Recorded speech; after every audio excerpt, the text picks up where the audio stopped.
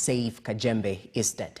The 76-year-old former assistant minister had been in hospital for 2 weeks. Confirming his death, Kajembe's family say the veteran politician who once served as the chairman of ODM in Mombasa County will be buried tomorrow.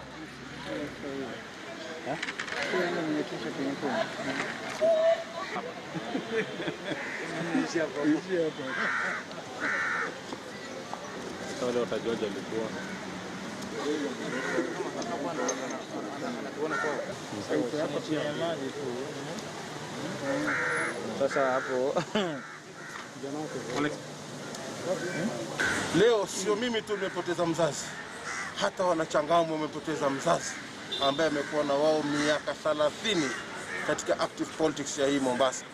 Nataka ndugu zangu muwe na subra, tukubali uamuzi wa Mwenyezi Mungu na Mungu amweke mzee wetu mahali pema peponi.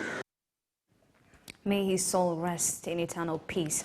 Now, we want to take a short break, but before we do that, just a recap of our big Q we asked earlier on.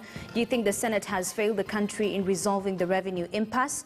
Matthew Zondoro says, since all the process is Senate was political, let it remain in a lose-lose situation for now. Until they come to their senses, nothing good can come from that house. Adori Ward on Twitter says, yes, they have failed simply because they're getting the orders from their bosses other than discussing the real issue. Actually, it's high time they bite the bullet to settle this stalemate once and for all.